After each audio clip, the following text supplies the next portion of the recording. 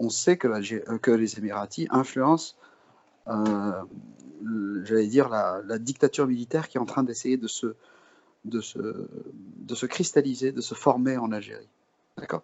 Le général Qaïd Salah, c'est un personnage qui est très très loyal, très obéissant par rapport aux Émirats arabes unis.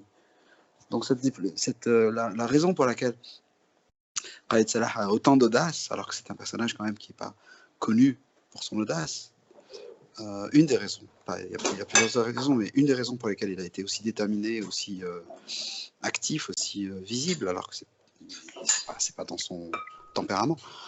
Une des raisons, c'est parce c'est pas le soutien de la France, c'est pas le soutien des États-Unis, c'est le soutien des Émirats arabes unis qui explique ça. Donc on sait déjà que les Émirats arabes unis sont influents dans l'Algérie post-Bouteflika.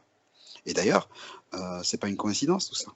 Je pense que si l'Algérie de Bouteflika était puissante comme elle l'était comme en 2014, 2013, la grande époque, eh bien, la guerre de Tripoli n'aurait pas pu se faire. Elle n'aurait simplement pas pu se faire. Donc le fait qu'il n'y ait personne à Alger, si ce n'est un général qui est absolument déterminé à obéir et surtout ne jamais contredire les Émirats.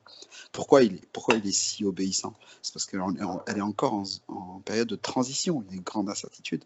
Peut-être qu'il va rester au pouvoir, peut-être qu'il va renforcer son pouvoir, peut-être qu'il va perdre le pouvoir, il ne sait pas.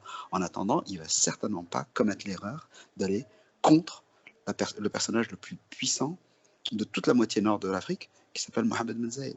C'est pas une simplification, c'est vraiment la réalité.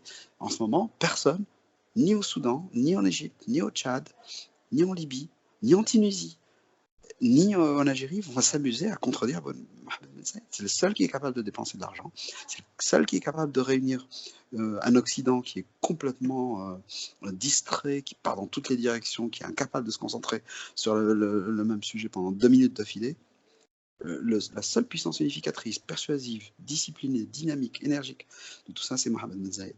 Donc, il faut être sûr que ni Essebsi ni Khaled Salah vont contredire le prince héritier Mohamed Ben Zayed dans un moment de crise aiguë comme la guerre qu'il a réussi à mettre en place pour la prise de Tripoli.